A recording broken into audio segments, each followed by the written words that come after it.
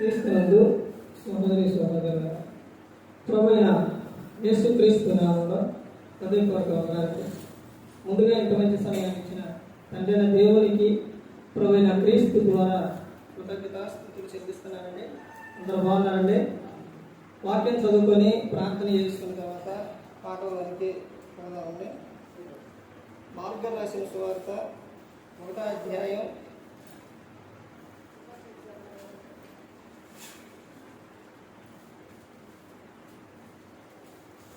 14వ వచనం. యోహాను చెరపట్టబడిన తరువాత యేసు, కాలము సంపూర్ణమై ఉన్నది, దేవుని రాజ్యం సమీపించి ఉన్నది, మారు మనసు పొంది సువార్త నమ్ముడని చెప్పుచు దేవుని సువార్త ప్రకటించుచు గలిలయకు వచ్చెను. ప్రార్థన. పరలోకమందున్న మా తండ్రి, పరిశుద్ధ ప్రేమగల తండ్రి, గొప్ప తండ్రి, యెహోవా తండ్రి, అయా మీ ప్రియకుమారుడు యేసుక్రీస్తు ప్రభువారి ద్వారా కృతజ్ఞతాస్తుతులు చెల్లిస్తున్నాము నాయన. ఆరాధన క్రమంతట్లో మీరే ముందు నడిపించండి నాయన. వాక్యం బోధించుండగా ఈ లోక సంబంధమైన జ్ఞానంతో కాకుండా మీ జ్ఞానంతో మాట్లాడే వాటిని దయచేస్తారని మా ప్రభువైన యేసుక్రీస్తు నామమున వేడుకుంటున్నాం తండ్రి. ఆమేన్. ప్రభువైన యేసుక్రీస్తు నామములో హృదయపూర్వక వందనాలండి. దేవుని కుమారుడు యేసుక్రీస్తు ప్రభువు ఈ లోకానికి వచ్చిన తర్వాత పరలోక రాజ్యం సమీపిస్తుంది కనుక మారు మనసు పొందమని ప్రకటింప మొదలుపెట్టారు. అంశం పాఠం పేరు రాసుకోండి. పరలోకం చేరాలంటే ఒక క్రైస్తవుల గురి ఏంటి? పరలోకం. ఈ లోకం కాదు, ఈ లోకం శాశ్వతమైనది కాదు. ఎవరు చెబుతున్నారు? దేవుడు చెబుతాడు. కీర్తన గ్రంథం 90వ కీర్తన 2వ వచనంలో, నరులారా తిరిగి వచ్చేయండి, నరులారా భూమి మీదే స్థిరంగా ఉండండి అనట్లేదు. నరులారా తిరిగి వచ్చి. ఎందుకు వచ్చారు ఈ భూలోకానికి? ఎందుకు వచ్చారండి? కాలం ఉండి చూసి వెళ్ళిపోవడం. ఇప్పుడు ఇక్కడ నుంచి, ఊరు నుంచి కేరళ, అమెరికా, హైదరాబాదు, ఇంకా ఆస్ట్రేలియా, ఏ ఊరైనప్పటికీ దూర ప్రాంతంలో ఉంది చూడటానికి వెళ్ళారు. వెళ్ళిన నీవు అక్కడే ఉండిపోతావా? ఉండరు. అక్కడ అవసరమో లేకపోతే చూసో మరలా తిరిగి ఎక్కడ నీ నివాసం ఎక్కడుందో ఆ ఊరికి వచ్చేస్తారు. ఇప్పుడు మన నివాసం ఎక్కడ? పరలోకం. మన నివాసం పరలోకం. ఇక్కడ ఎంతకాలం ఉంటావు? ఎంతకాలం అంటే దేవుడు మనిషికి ఇచ్చిన ఆయుష్కాలాన్ని బట్టి, మనిషికి దేవుడు రాసిన ఆయుష్కాలం, దేవుడు ఇచ్చిన ఆయుష్కాలం, అది ఎంతైనా ఇప్పటికే తిరిగి అక్కడికే వెళ్ళాల్సి. భూమి మీద ఎన్ని సంవత్సరాలు ఇచ్చినా, మెతుషాలకు 949 సంవత్సరాలు ఇచ్చాడు, అయినా ఉందా? భూమి మీద పుట్టిన ప్రతి ఒక్కరూ వెళ్ళిపోవాల్సింది. ఆదాం కాడి నుంచి అందరూ ఇప్పుడు ఈ లోకం అర్థమైపోయి మొత్తం క్రీస్తు అక్కడ వరకు మొత్తం మొత్తం కూడా అందరూ వెళ్ళిపోవాల్సింది. మరణించినా మరణించకపోయినా, అంటే ఎప్పుడు క్రీస్తు వచ్చినప్పుడు అందరూ కూడా వెళ్ళిపోవచ్చింది. ఎవ్వరూ ఉండదు. యోహాను గారు రాసిన సువార్తలో సందర్భం ఏంటి అంటే, పాఠం పేరు చెప్పానుగా, ఆ పాఠం పేరు సందర్భాన్ని బట్టే మొత్తం పాఠం అంతా దాని మీద చెప్తాను, ఆ పేరుని బట్టి. ఇప్పుడు మరణించారు, చనిపోయారు అని మనిషిని అంటారు. కానీ బైబిల్ ఏం చెబుతుందంటే మనిషి నిద్రిస్తున్నారు. తెస్సలోనికీయుల రాసిన పత్రికలో ఉంటుంది 4వ అధ్యాయం. మనిషి ఏమైపోయారంటే అక్కడ పౌలు గారు చెబుతారు, నిద్రించుచున్న వారి గురించి మీకు తెలియాలి, నిద్రించుచున్న వారి గురించి చెప్పాలి అని చెబుతారు. అంటే వీళ్ళు చనిపోయారు, మరణించిన వారు అన్నారు. వీళ్ళు ఏం చేస్తున్నారంటే వీళ్ళు నిద్రపోతారు. ఇప్పుడు నైట్ అయ్యేసరికి పడుకున్నారు, నిద్రపోతున్నారు. మరలా ఎప్పుడు లేస్తారు? తెల్లారుజామున ఉదయాన్నే లేస్తారు. అట్లే అలా పడుకున్న వాళ్ళు ఒక రోజు 2 రోజులు అంటే పడుకుంటారా? నిద్రపోతారు. పోరండి. మరలా ఏం చేస్తారు? ఒక రోజున తిరిగి వెంటనే సమయం వచ్చి తెల్లారేసరికి తిరిగి లేస్తారు. అదేవిధంగా గ్రంథం ఏం చెబుతుందంటే, నిద్రిస్తున్న వారు మరలా ఏమవ్వాలి? లెగాలి, మేల్కోవాలి. వాళ్ళు తిరిగి లేస్తారు, మేల్కొంటారు. మేల్కొన్న తర్వాత ఉంటుంది. ఇప్పుడు నిద్రించిన వారికి, పడుకున్న వారికి ఏమన్నా తెలుసా? ఏది తెలియదు. అలాగే నిద్రించుతున్న అంటే ప్రభునందు దేవునిలోని అంటే ఈ లోకం విడిచినప్పుడు అంటే నిద్రించినప్పుడు వారికి ఏమీ కూడా తెలియదు. ఇప్పుడు నిద్ర లేచిన తర్వాత అంటే ఈ లోకం నిద్ర లేచిన తర్వాత ఆ రోజు జీవితం మొదలైంది. ఏం ఏంటి అన్నది పరిస్థితి మొత్తం కూడా అప్పుడు ఆ రోజున మొదలైంది. ఈ రోజున ఉదయాన్నే మీరు నిద్ర లేచారు, ఏం చేస్తున్నారు? ఎక్కడికి వచ్చారు? దేవుని సన్నిధికి వచ్చారు. తర్వాత చేసేది మీ పనులు బట్టి ఉంటుంది. అలాగే అంటే నిద్రించిన వారు ఈ లోకం అంటే మనిషి మరణించిన సందర్భం చెబుతారు కదా. నిద్రించినప్పుడు వాళ్ళు తిరిగి వాళ్ళు లేచిన తర్వాత అప్పుడు మొదలైంది జీవితం. అసలు జీవితం ఎప్పుడు మొదలైంది? అప్పుడు మొదలైంది. అందుకని యోహాను గారు రాసిన సువార్తలోని సమాధుల్లో ఉన్నవారు వారందరూ కూడా బయటకు వస్తారు. దేనికి వస్తారు బయటికి అంటే, మేలు చేసిన వారు అంటే ఈ లోకంలో మేలు చేసిన వారు జీవ పునరుద్ధానానికి, కీడు చేసిన వారు తీర్పు పునరుద్ధానానికి బయటికి వస్తారు. అందరూ వస్తారు.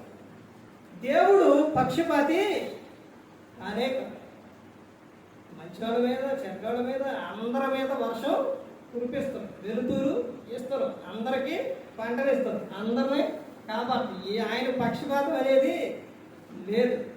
ఇప్పుడు ఆ సమాధిలో ఉన్న వారిని, మేలు చేసిన వారినే బయటికి తీసి మిగతా వారిని అందులోనే ఉంచుతానని చెప్పారా? కాదు, అందరూ వస్తారు. ఒక సందర్భం ఏంటంటే, ఇప్పుడు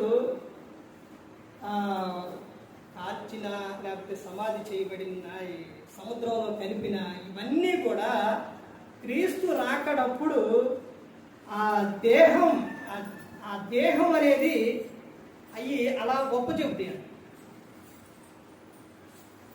ఇప్పుడు దేవుడు సాక్షులు పెట్టాడు కదా, ఆకాశం ఆలకించు, భూమి చెవి ఎగ్గు. ఇప్పుడు ఈ ప్రకృతిలో ఉన్న అన్నీ కూడా దేవుని మాట విని దేవునికి సహకారంగా ఉంటాయి. ఇప్పుడు ఇవన్నీ కూడా మనిషి దేహాన్ని ఎక్కడున్నా కానీ మొత్తం అలా గొప్ప చెబుతాయి అన్నమాట దేవుడు. అప్పుడు ప్రకటన గ్రంథంలో 1వ అధ్యాయం ఉంటుంది. ఏమంటే, యేసుక్రీస్తు ప్రభువారు తాళపు చెవులు ఆయన దగ్గర ఉంటాయి. ఆ తాళపు ఆయన తీసినప్పుడు, ఆయన వచ్చేటప్పుడు ఆ ఆత్మలన్నీ కూడా భూమి మీదకి వస్తాయి. ఎవరు దేహంలోనికి వారి ఆత్మ వచ్చి అప్పుడు ఎక్కడికి వెళ్తారు? మధ్య ఆకాశానికి వెళ్తారు. ఒక ఆకాశం, 2వ ఆకాశం, 3వ ఆకాశం. ఇప్పుడు మధ్య ఆకాశంలో తీర్పు జరిగింది. ఇప్పుడు దురాత్మల సమూహం, ఇప్పుడు పరలోకంలోని ఇంత సమయం అర్ధగంటలో పాఠం అయిపోవాలి. దురాత్మల సమూహం, అపవాది, దాని పేరే సాతాను, ఇవన్నీ చాలా దేవునికి ఎదురు తిరిగిన తర్వాత అక్కడ పరలోకంలో యుద్ధం జరిగింది. మిఖాయేలు యుద్ధం జరిగిన తర్వాత అక్కడి నుంచి దేవుడు పడనెడితే అవి మధ్య ఆకాశానికి వచ్చింది. అక్కడ నివాసం ఉంటుంది. అక్కడి నుంచి భూమి మీదకి వచ్చి భూమి మీద ఎవరి ఆలోచనలు బట్టి, ఎవరు మాటలను బట్టి, ఎవరు క్రియలను బట్టి మొత్తాన్ని ఆట ఆడిస్తూ ఉంటాయి. ఏం పట్టిందంటారే? అవే ఏంటంటే వారి ఆలోచనలో ఏవైతే కలిగి ఉన్నారో అపవాది ఆ మాటలో ఆలోచన తీసుకొని వాళ్ళే ఆట ఆడిస్తారు.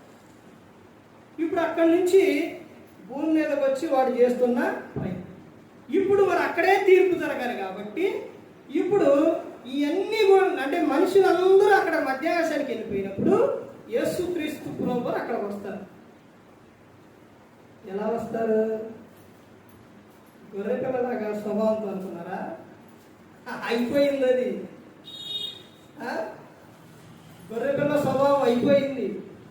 రక్షకుడు, కరుణామయుడు, ప్రేమామయుడు, దయామయుడు, అన్ని జాలి, కరుణ అన్ని మొత్తం అయిపోయింది. అవన్నీ అయిపోయినాయి. ఆయన మీద నేరాలు మోపటం, తీర్పు వేయటం, శిక్ష వేయటం అవి మొత్తం అయిపోయింది. అయిపోయిన తర్వాత ఇప్పుడు ఎలా కనబడతారు అంటే కోదమ సింహంలాగా కనబడతారు. ఇప్పుడు తగ్గించుకొని గొర్రెపిల్ల స్వభావంతో వచ్చినప్పుడు మనుషులు ఆయన్ను కొట్టారు, ఊశారు, గుద్దారు, ఇవన్నీ చేశారు. ఎలా పెడతారు? మాట్లాడారు, సంపాదన చూశారు, లేకపోతే ఇవన్నీ చేశారు. ఇప్పుడు సింహం అడందేంటి? సింహం, పదం సింహం, యోధాగోత్రపు సింహం. ఇప్పుడు అక్కడికి దగ్గరకు వెళ్ళి ఇప్పుడు నువ్వు అవన్నీ చేయగలుగుతావా? పొలబడిద్దా? సింహం దగ్గరికి వెళ్ళి సింహంతో దూరు కొట్టుకుని ఆట ఆడతారా? చెయ్యరు కదా. ఎలా సింహం అంటేనే భయం. ఇప్పుడు అక్కడ అలా ఉండిద్దని. అక్కడ ఎలా ఉండిద్దనంటే ఆయన సింహాసనం మీద ఆయన కూర్చున్నప్పుడు అందరూ ఆయన ఎదుట నిలబడాలి. ఆయన ఎదుట నిలబడాలి. అప్పుడు తీర్పు జరుగుతుంది. ఇప్పుడు పాఠంలోకి ఏంటంటే ఇప్పుడు నువ్వు ఇక్కడ నుంచి పరలోకం చేరాలంటే తీర్పు ఇవన్నీ మొత్తం జరుగుతుంది. ఇప్పుడు పరలోకం చేరాలి అని అంటే అసలు పరలోకం అంటే ఏంటి? అవి రిపేర్ చేశారండి. రిపేర్ చేశారు తిరుగుతుంది. కానీ ఇవి లైన్ ఉన్నాయి కదా, తీగలు, అవి తగులుతుంది. ఇప్పుడు అవి తీయాలంటే తెలిసినది ఒకటి కట్ చేసినా మొత్తం ఆగిపోతుంది. అందుకనే దాన్ని ఆఫ్ చేసి తిరుగుతుంది, బాగానే తిరుగుతుంది. ఇప్పుడు పరలోకం అంటే ఏంటి? పరలోకం అంటే ఏంటి? క్రైస్తవుల గురే పరలోకం. క్రైస్తవుడు ఉండవలసిందే పరలోకం. క్రైస్తవుడు వెళ్ళవలసిందే పరలోకం. ఇవి తెలుసుకోకపోతే ఎలాగా? ఇప్పుడు ఆధార్ కార్డు లేదండి. ఈ లోకంలో విషయం చెబుతున్నా. ఆధార్ కార్డు కావాలి. ఆధార్ కార్డు చేయించడానికి ఏం కావాలి? ఏమేం కావాలి? ఆ ప్రూఫ్లన్నీ తీసుకుపోతారా లేదా? మీరన్నీ మొత్తం తెలుసుకొని మొత్తం వెళ్తారా లేదా? అన్నీ తీసుకొని వెళ్తారు. అన్నీ తీసుకొని వెళ్ళిన తర్వాత దాన్ని చేస్తాం. పేరు, ఊరు మొత్తం అన్నీ మొత్తం. ఇప్పుడు పరలోకం అంటే ఏంటి అసలు తెలుసుకోవాలి కదా. నీకు పరలోకం తెలియకోకుండా పరలోకం అంటే ఏంటో తెలియకోకుండా ఎలా పరలోకం వెళ్తాం? ఓరి పరలోకం వెళ్ళకపోతే, పరలోకం రానియకపోతే మరలా భూలోకానికి వస్తావా? రావు. రెండే. ఒకటి పరలోకం, రెండు నరకం. పరలోకంలో కన్నా చోటు లేకంటే పరలోకంలో కన్నా ప్రవేశం లేకపోతే మరలా భూలోకానికి పంపించడం. పోనీలే ఇక్కడ నువ్వు ధనవంతుడు లాగా అక్కడ అయ్యా మరి నేను మా తమ్ముడు సువార్త చెబుతా, అయ్యా మరి ఒకసారి ఒక అవకాశం ఎన్ని చెప్పినా కానీ దేవుడు యేసుక్రీస్తు ప్రభువారు ఇప్పుడు మనం ఏం చెప్పినా ఆయన వేదంలో చెప్తాడు. ఆ తర్వాత నువ్వేం చెప్పినా ఇప్పుడు సమయం ఇప్పుడు ఎవరిది అంటే ఇప్పుడు చెప్పాల్సింది, మాట్లాడుకోవాల్సింది అన్నీ ఎవరంటే మనం. ఎవరితో? దేవునితో. ఆ తర్వాత మనం చెబితే వినడం మనదైపోయింది ఆట. ఇప్పుడు ఆయన చెప్తే ఆయన మాట్లాడుతుంటే మనం వినాల్సింది. అసలు ఒక్క మాట ప్రభా అని నువ్వు ఎన్ని చెప్పినా వినడే కాదు. ఆ సందర్భమే మత్తయి గారు రాసిన సువార్తలో ఉంటుందన్నమాట. మత్తయి సువార్త 7వ అధ్యాయం 21-22 వచనాల్లో ఇప్పుడు ఇక్కడ నుంచి వాడిష్టానుసారంగా జీవించి అక్కడికి వెళ్ళిన తర్వాత వీడు చెబుతున్న విషయాలు ఎవరి ముందు? యేసుక్రీస్తు ప్రభు వారి ముందు ఆయన నిలబడి, అంటే ఇక్కడేమో ప్రేమమయుడు కరుణామయుడు ఇవన్నీ అనుకున్నారు కదా, అక్కడ కూడా అలాగే ఉంటుంది. ఇక్కడ ఎలాగైతే మరి మా పట్ల ఎంత ప్రేమ చూపించారో అక్కడ కూడా అలాగే ఉంటుంది, అక్కడ కూడా ఏదో కూడా చెప్పుకోవచ్చు అని పిలుస్తున్నారనమాట. ఏమని? వాళ్ళు పిలుస్తూ ఉంటే యేసుక్రీస్తు ప్రభువారు అంటారు, మీరెవరో నాకు తెలియదు. ఎందుకు ఆ సందర్భం చెప్పారంటే, ప్రభాని పిలుచు ప్రతివాడు పరలోక రాజ్యంలో చేరడు, కానీ నా తండ్రి చిత్త ప్రకారం చేయువాడే చేరు. నీకు అవకాశాలు ఇస్తుండే కాబట్టి నీ ఇష్టానుసారంగా జీవిస్తే రానియండి. పిల్లలకు ఒక కొంచెం ఒక్కడేనని ఇద్దరేనని అల్లారు ముద్దుగా పెంచే సమయాల్లో తల్లిదండ్రి వారికి ఇచ్చిన అవకాశాన్ని వాళ్ళు వేరే విధంగా తీసుకొని ఇంకా ఎక్కువగా తల్లిదండ్రి ఇచ్చిన దానికన్నా ఎక్కువ అల్లరి చేస్తూ మాట వినకోకుండా ఉంటే ఒకసారి చెప్తారు, అది చేయమాకండి, చేయమాకండి చెప్పి ఏం చేస్తారు? ఒక్కడేస్తారు, ఒక బెత్తం తీసుకొని ఒకటేస్తారు. అలాగే దేవుడు నిన్ను ప్రేమించి నీకు అవకాశాలు ఇస్తూ ఉంటే నువ్వు ఆయన చిత్తానుసారంగా కాకుండా నీ ఇష్టానుసారంగా జీవించేస్తే పరలోకం రానిస్తారండి? కానీ నువ్వెవరో నాకు తెలియదండి. ఇప్పుడు పరలోకం అంటే ఏంటి? పరలోకం అంటే ఏంటి అని అంటే, ఒకటి పరలోకం దేవుని నివాసం, దేవుడు ఉండే నివాసం పరలోకం. యేసుక్రీస్తు ప్రభువారు ఎన్నో సందర్భాల్లో చెప్పారు, నా రాజ్యం ఈ లోక సంబంధమైంది కాదు, ఈ రాజ్యం కాదు నాకు అని ఎన్నో సందర్భాల్లో చెప్తారు. పరలోకం అంటే దేవుని నివాసం. ఆ దేవుని నివాసంలో మనం ఆయనతో పాటు ఉండాలంటే, ఆ విషయం ముందు పరలోకం అంటే ఏంటో చూసిన తర్వాత పరలోకం చేరాలంటే ఏంటో చూద్దాం. ఒకటి దేవుని నివాసం, రెండోది ఏంటంటే పరలోకం అంటే దేవుని సింహాసనం. దేవుని సింహాసనం. సింహాసనం ఎలా ఉంటుంది?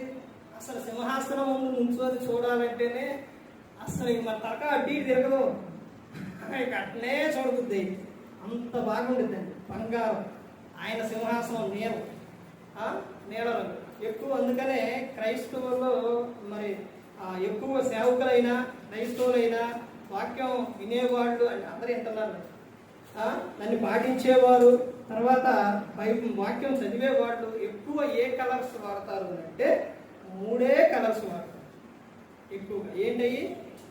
ఒకటి తెలుపు, రెండోది ఎరుపు, మూడోది నీలం, బ్లూ కలర్. ఈ 3 ఎక్కువగా వాడతారు. 3టికి కూడా అర్థాలు.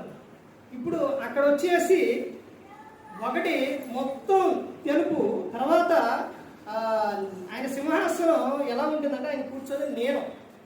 యేసుక్రీస్తు ప్రభువారు అంగీ వేసుకున్నప్పుడు ఆయన వెళుతూ ఉంటే ఆ అంగీకి ఈ రిబ్బిన్లు లాగా దారాలుగా ఉండేవి.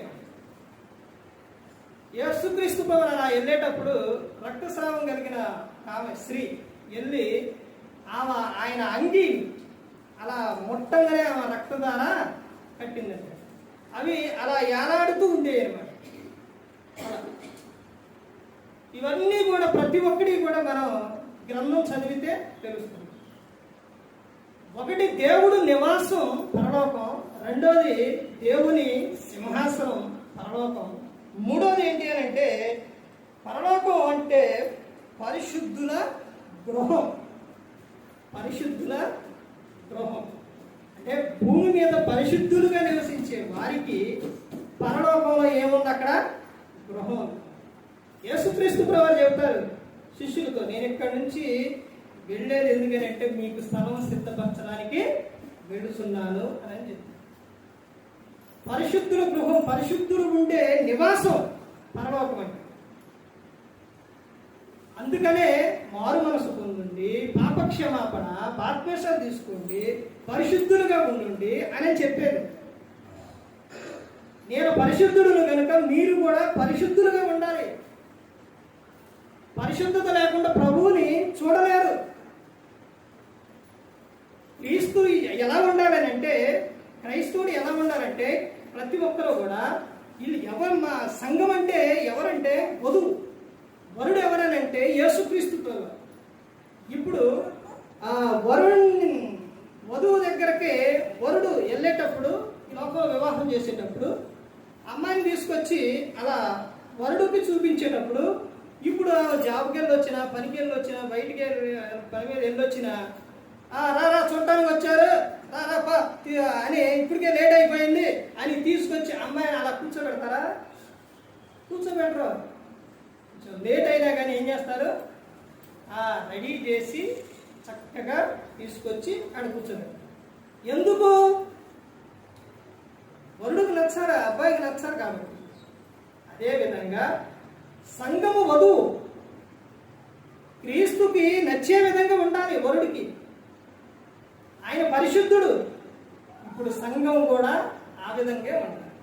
ఎందుకంటే పరిశుద్ధులు ఉండే నివాసం అక్కడ పరిశుద్ధుడు యేసుక్రీస్తు ప్రభువారి నివాసం అది పరలోకం. ఆ తర్వాత ఇంకా చూడండి, పరలోకం అంటే అంతము లేని స్థలం. అంతం ఉండదండి అక్కడ. ఈ లోకం ఒకనాడు మొత్తం కూడా ఇదైపోయింది, కానీ పరలోకానికి అంతం ఉందా? లేదు. యుగ యుగాలు తరతరాలు కూడా అక్కడ ఉంటవండి. పరలోకం అంతం అనేది లేదు. పరలోకం అంటే ఇంకా ఏమని చెప్తున్నారంటే, పరలోకం దుఃఖము, బాధ, వేదన లేని స్థలం పరలోకం అంటే. దుఃఖం ఉండదు, బాధ ఉండదు, వేదన ఉండదు, ఏది ఉండదు. కానీ నీకు ఇక్కడ ఈ లోకంలో నువ్వు పడే ఇవన్నీ ఎన్ని సంవత్సరాలు? ఆల్రెడీ తల్లిదండ్రుల దగ్గర ఎన్ని సంవత్సరాలు? 30 సంవత్సరాలు ఉంటారు. వస్తే ఆ 30 సంవత్సరాలు అంటే తర్వాత 50, 60 వచ్చేదాకా బాగానే ఉంటారు. తర్వాత కొంచెం వృద్ధాప్యం వచ్చిన తర్వాతే మొదలైంది. అది యేసుక్రీస్తు ప్రభువు చెప్పిన విషయమే. పేతురు గారితో చెప్తారు, పేతురు నువ్వు ఇప్పుడు యవ్వనంలో ఉన్నావు, నీ ఇష్టం, నువ్వు ఎక్కడికైనా వెళ్తావు, నువ్వు ఏదైనా చేయగలుగుతావు. వృద్ధాప్యానికి వచ్చేసరికి నువ్వు ఒకరి సహాయం ఏం చేస్తావు? చేతులు చాచుతూ వాళ్ళు నిన్ను తీసుకెళ్ళి వాళ్ళు అనుకున్న స్థలం చోట కూర్చోబెడతారు, కానీ నువ్వు అనుకున్న చోటుకి వాళ్ళు తీసుకెళ్ళరు అని చెప్తారు యేసుక్రీస్తు. ఇవన్నీ కూడా ఈ లోకంలో కొంతకాలం వరకే, కొంతకాలం వరకు. ఏప్రిల్ రాసిన పత్రికలో ఆ తర్వాత పరలోకం వెళ్ళిన తర్వాత అక్కడ బాధ ఉండదు, వేదన ఉండదు, చింత ఉండదు, దిగులు ఉండదు, ఏది కూడా. తర్వాత ఇంకో విషయం ఏంటంటే చూడండి, 6వ విషయం ఏంటంటే పరలోకం అంటే నిత్య జీవం. పరలోకం అంటే ఏంటి? నిత్య జీవం. నిత్య జీవం అంటే నిత్యం కూడా జీవించి ఉండడం, నిత్యం జీవించి ఉండడం. ఇక మరణం ఉండదు, అక్కడ బాధ ఉండదు, ఏది ఉండదు. అంటే ఎప్పుడూ కూడా జీవించడమే పరలోకం అంటే. ఇది ఈ విధంగా ఉంటుంది. మరి ఇప్పుడు పరలోకం చేరాలి అని అంటే, ఆ పరలోకం ఇప్పుడు చెప్పిన పరలోకం చేరాలంటే రెఫరెన్స్ చదివితే అయిపోయింది, సరిపోదండి. చూడండి, పరలోకం చేరాలంటే ఒకటి, ఇందాక చదవబడిన మార్క్ గారు రాసిన సువార్త 1వ అధ్యాయం 14-15 చూస్తే మారు మనస్సు పొందాలి. యేసుక్రీస్తు ప్రభువు చెబుతున్న విషయం. పరలోకం చేరాలంటే ఏం చేయాలి? మారు మనసు పొందాలి. మారు మనసు పొందితే ఇక్కడ నీ క్రియలు మారుతాయి, నీ ఆలోచన మారుతాయి, నీ మాట తీరు మారిద్ది, అన్నీ మారిపోతాయి. నువ్వు పిలిచే పిలుపు మారిపోయింది, అన్నీ మారిపోతాయి. అందుకనే నువ్వు మారు మనసు పొంది బాప్తిస్మం తీసుకోమని చెప్తావు. రెండో విషయం ఏంటంటే, మారు మనసు పొందితే పరలోకం చేరతాం. ఎందుకంటే ఇక్కడ నీ క్రియలు ఇవన్నీ మాట ఇవన్నీ ఎలా ఉన్నాయి? పరిశుద్ధంగా ఉన్నాయి కాబట్టి ఆ పరిశుద్ధమైన స్థలానికి నువ్వు చేరాలి. రెండవ విషయం ఏంటంటే మత్తయి సువార్త 5:3 ఆత్మ విషయమై దీనులై ఉండాలి. ఆత్మ విషయంలో ఏముండాలి? ఆత్మలో దీనత్వం కలిగి. ఆ దీనత్వం కలిగి ఉంటేనే నువ్వు పరలోకం చేరతావు. కోపడుతూ అరుస్తూ లేకపోతే ఇవన్నీ చేస్తూ ఉంటే ఈ లోకంలో పరలోకం చేరవు. అర్థమవుతుందండి? నరుని కోపం చాలా ప్రమాదం అండి. ఆ కోపం సందర్భం, ఆ కోపం అంశం వచ్చినప్పుడు అప్పుడు అర్థమైంది, అప్పుడు తెలుస్తుంది. కానీ ఈ సందర్భం అది కాదు కండి. పరలోకం చేరాలంటే ఆత్మ విషయంలో ఏముండాలి? దీనత్వం కలిగి. తర్వాత మూడో విషయం ఏంటంటే మత్తయి సువార్త 19:21 పరలోకం చేరాలి అని అంటే క్రీస్తుని వెంబడించాలి. ఏం చేయాలి? క్రీస్తుని వెంబడించాలి. లోకాన్ని వెంబడించడం కాదు, యేసుక్రీస్తు ప్రభువారిని వెంబడించాలి. అందుకే జగత్పునాది వేయబడక మునిపే మనలను క్రీస్తులో ఏర్పరచుకున్నారు. ఎందుకు మనలను పిలిచారు అని అంటే క్రీస్తుతో సహవాసం చేయుటకు మనలను పిలిచారు. క్రీస్తుని వెంబడిస్తేనే పరలోకం చేరదు. ఎందుకనంటే లోకంలో ఒక విషయం చెబుతారు కదా, నేను సహవాసం చేస్తే వాడు వీడు వాడు అవుతారు అంటారు. అది ఈ లోక సంబంధం. క్రీస్తుని వెంబడిస్తే క్రీస్తు లక్షణాలు వారిలో కనపడతాయి కనుక, ఆ లక్షణాలు వస్తాయి కనుక పరలోకం చేరుతారు. తర్వాత ఇంకో విషయం ఏంటంటే మత్తయి సువార్త 18:3 మార్పు పొందిన బిడ్డల వలె ఉండాలి.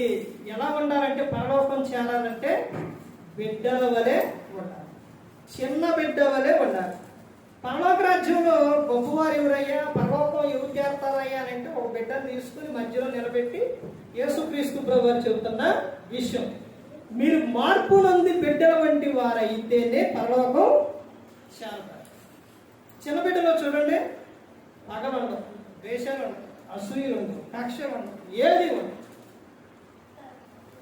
ఉండవు. కాబట్టి అది ఆ మనస్సు కలిగి ఉండాలి, మార్పు అలా ఉండాలి నువ్వు అని యేసుక్రీస్తు ప్రభువారు చెబుతున్నారు. పిల్లల విషయాల్లో తండ్రి కానీ వాళ్ళు ఒక సందర్భాల్లో వాళ్ళకి అనేక పనులు ఉండి లేకపోతే వీళ్ళు చెప్పినట్టు వినుకోకుండా వీళ్ళని కసిరించుకున్నప్పుడు పిల్లలు అక్కడి నుంచి వాళ్ళ దగ్గర నుంచి కొంచెం అంటే ఆడుకోవడానికో దేనికైనా వెళ్ళి తర్వాత మరలా వీడు పిలిచినప్పుడు నువ్వు నన్ను ఇందాక తిట్టావుగా, కొట్టావుగా, కత్తిరించుకున్నావుగా, నేను నీ దగ్గరకే రాను అని అంటారండి. అందరూ పిల్లలు వాళ్ళను నువ్వు కొట్టు తిట్టిన మరల కసిరించుకున్నా మరలా నువ్వు పిలిచిన తర్వాత నీ దగ్గరకు వస్తాను. అవేవి మనసులో పెట్టుకోలేక అదే మన ఒక మాట అంటే పిలిచి ఎన్నిసార్లు పిలిచినా చూడండి, ఎన్నిసార్లు పిలిచినా పలకరండి. పిల్లలు అలా ఉండరు. ఇప్పుడు ఇద్దరు పిల్లలు ఉన్నారనుకోండి, వాళ్ళు ఆడుకుంటా కొట్టుకున్నారనుకోండి, ఇద్దరు ఏడ్చి ఎవరింటికి వాళ్ళకి వెళ్ళారు. మరలా కాసేపు అయిన తర్వాత వాళ్ళిద్దరు కలుసుకున్నప్పుడు మరలా ఏం చేస్తారు? మరలా చక్కగా ఆడుకుంటారు. ఏమైపోయిందని అన్నీ ఉండదు ఆ విషయం. ఇక కొట్టుకున్నాయి అవన్నీ ఏవి కూడా ఉండవు. అందుకని యేసుక్రీస్తు ప్రభువారు చెబుతున్న పిల్లల పోలి చెబుతున్న విషయం, మార్పునందు మీరు బిడ్డల వంటి వారైతేనే పరలోకం చేరతారు అని చెబుతారు. తర్వాత ఇంకా చెప్తున్న సందర్భం ఏంటంటే మత్తయి సువార్త 19:23 ధనమును ప్రేమించరాదు. ధనమును ఏం చేయకూడదు? ప్రేమించకూడదు. బైబిల్ గ్రంథంలో ఉన్నవాళ్ళు ఎక్కువగా ధనవంతులే. అబ్రహాం గారు కానీ, ఇస్సాక్ గారు కానీ, కొత్త నిబంధనలో కొర్నేలి గారు కానీ, లేకపోతే ఎవరైనప్పటికీ కానీ వీళ్ళందరూ క్రీస్తుని వెంబడించారు. ధనం మీద ఆశ మాత్రము పెట్టుకోలేదు. ధనమును ప్రేమించలేదు. వాళ్ళకి ఎంత ఉన్నా కానీ అవన్నీ అలా ఉంచేసి ఏం చేశారు? వాళ్ళు దేవుణ్ణి వెంబడించారు. సందర్భంలో చెప్పాను, శిష్యుల గురించి చెప్పాను. ఇశ్రాయేలు దేశంలో వాళ్ళ గోనెలు కానీ చేపలు కానీ వాళ్ళు ఒక్కసారి పట్టిని అమ్మితే లక్షణాలు ఉండిద్దాన్ని. మరి అలాంటివన్నీ వాళ్ళు మళ్ళీ వాళ్ళకి జగదయ్య కుమారుడు అంటే వాళ్ళు పిలిచినప్పుడు ఒక సందర్భంలో ఏం చెప్తారనంటే, ఈ శిష్యుని పిలిచేటప్పుడు వాళ్ళ తండ్రి దగ్గర చేపలు పట్టేటప్పుడు పనివారు ఉంటారు, కూలివారు. తండ్రిని అక్కడ విడిచిపెట్టి వీళ్ళు ఏం చేశారు, క్రీస్తుని వెంబడించారు. అంటే పనివారు ఉన్నారనంటే వాళ్ళు చూడండి ఎంత ఉన్నవాడు. అయినప్పటికీ ధర్మల వాడు ధనం అంటే డబ్బు సంపాదించుకోవడం తప్పు కాదండి. పని చేయటం కానీ జాబ్ అయినా ఏదైనా కానీ డబ్బు ఉండటం తప్పు కాదు, చేసుకోవడం తప్పు కాదు. కానీ దాని మీద నీకు ఆశ ఉండకూడదు, దానిని బట్టి దేవుణ్ణి నువ్వు మరిచిపోకూడదు అనేది చెప్తాడు. అవి ఉండొచ్చు, కానీ దాని మీదే నీకు ఎక్కువ ఆశ అనేది దేవునికి సిరికి ఇద్దరికి కూడా ఏముండనేరు, దాసులుగా ఉండనేరు. తర్వాత ఇంకా సందర్భం ఇంకా ముందుకెళ్తే ఇంకా ఏమని చెప్తున్నారు అంటే, పరలోకం చేరాలేనంటే మత్తయి సువార్త 19:19లో యేసుక్రీస్తు ప్రభువారు చెబుతున్న సందర్భం. ఇప్పుడు పితరుల యుగంలోకి వచ్చేసి ఒక 70-80 ఆజ్ఞలు ఉన్న ధర్మశాస్త్ర యుగానికి వచ్చేసి కొన్ని ఆజ్ఞలు ఉన్నా, ఇవన్నీ 10 ఆజ్ఞలు ఉన్నా వీటిని తీసుకొచ్చి యేసుక్రీస్తు అంటే క్రమంగా మొత్తాన్ని ఒక్కొక్కటి చేసుకుంటా యేసుక్రీస్తు ప్రభువు చెప్పిన విషయాలు 2 సందర్భాలుగా చెబుతారు. 10 ఆజ్ఞలు కలిపి 2 ఆజ్ఞలుగా చెబుతారు. అందులోనే 10 ఆజ్ఞల్లో కొన్ని దేవునికి సంబంధమైనవి, కొన్ని మానవునికి ప్రజలకు సంబంధమైనవి. ఆ 10 ఆజ్ఞలు వాటినే 2 ఆజ్ఞలుగా ఏం చెప్పారు అంటే, మొట్టమొదటిగా ఏమని చెప్పారు, నీ దేవుడైన ప్రభువును నీ పూర్ణ హృదయంతో, పూర్ణ ఆత్మతో, పూర్ణ వివేకంతో, పూర్ణ బలంతో, పూర్ణ శక్తితో ప్రభు అయిన దేవుణ్ణి సేవించాలి, ప్రేమింపవలను అని చెప్పారు. ఇది మొదటి ఆజ్ఞ. రెండవది ఏంటంటే, నిన్ను వలె నీ పొరుగు వారిని ప్రేమించాలి. లోక సంబంధమైన ప్రేమ కాదు, దేవుని ప్రేమ. నాకు వాళ్ళంటే పడదండి, వాళ్ళంటే ఇష్టం ఉండదండి, వాళ్ళంటే నాకు అస్సలు ఇదండి అని అంటే పరలోకం ఎలా చేరుతారు? అందరూ పరలోకంలో ఉండాలనే కదా దేవుడి కోరుకు.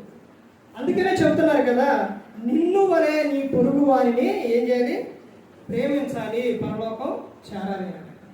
తర్వాత ఇంకో విషయం ఏంటంటే, తర్వాత మారు మనసు పొందారు. తర్వాత మత్తయి సువార్త 7:21లో ఇలా చెప్పిన సందర్భం, పరలోక తండ్రి చిత్తమును చేయాలి.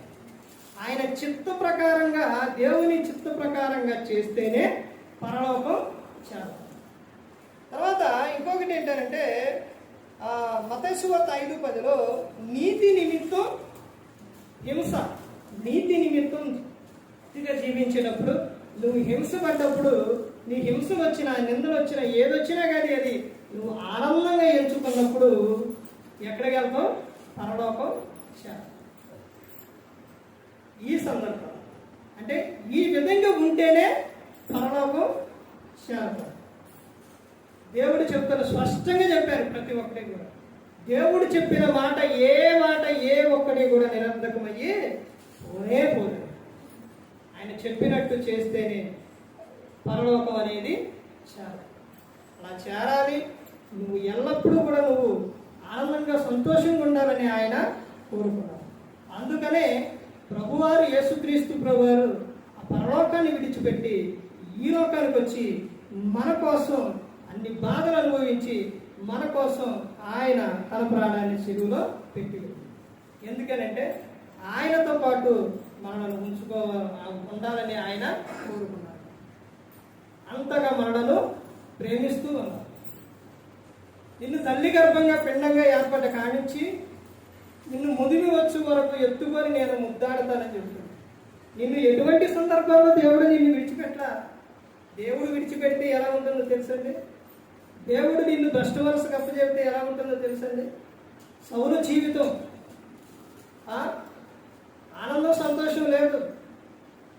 తర్వాత రోమీయులకు రాసిన పత్రిక 1వ అధ్యాయంలో 28వ వచనంలో ఉంటుంది, దేవునికి చోటు ఇవ్వక తమ హృదయాల్లో దేవునికి చోటు ఇవ్వద్దు, దేవుడు భ్రష్ట మనసుకు అప్పచెప్తాడు. చేయరాని కార్యాలు, అసహ్యమైన కార్యాలు, భయంకరమైన కార్యాలు అవన్నీ కూడా చేస్తాడు. దేవుడు నిన్ను ప్రేమించి ఆయన నిన్ను పిలుచుకున్నారు. నువ్వు ఇక్కడ ఉన్నావంటే దేవుడు ఆకర్షిస్తే నువ్వు క్రీస్తు యొద్దకు వచ్చావు. వచ్చిన మిమ్మల్ని ఆయన విడిచిపెట్టరు. నువ్వు ఒక సందర్భాల్లో బాధలోనైనా దుఃఖంలోనైనా ఏదైనా ఒక ఆలోచన కలిగైనా లోకంలోకి వెళ్ళినా కానీ ఆ లోకంలో నుండి నిన్ను మరలా దేవుడు యేసుక్రీస్తు ప్రభువు నిన్ను పిలుస్తుంది. కానీ నిన్ను మాత్రం వదిలిపెట్టడు, ఎప్పటికీ వదిలిపెట్టడు. నువ్వు ఆయన యొద్దకు వచ్చావు కాబట్టి ఆయన నిన్ను విడిచి పెట్టరు ఆయన. ఎందుకంటే ఆయన నిన్ను ప్రేమిస్తున్నారు కదా. అందుకని ప్రతి ఒక్కరు గమనించుకోవాలి, ఏ ఒక్కరు కూడా నశించి నరకానికి వెళ్ళిపోకూడదని యేసుక్రీస్తు ప్రభువారు మన కోసం ఈ లోకంలో వచ్చి ప్రాణాన్ని పెట్టారు. మరి ఈ విధంగా నిలబెట్టి మాట్లాడించిన తండ్రైన దేవునికి కృతజ్ఞతాస్తుతులు చెల్లిస్తూ, ఇంతవరకు శ్రద్ధగా ఉన్న మీకు ప్రభు పేటల హృదయపూర్వక వందనాలు చెల్లిస్తూ అందరికీ వందనాలు.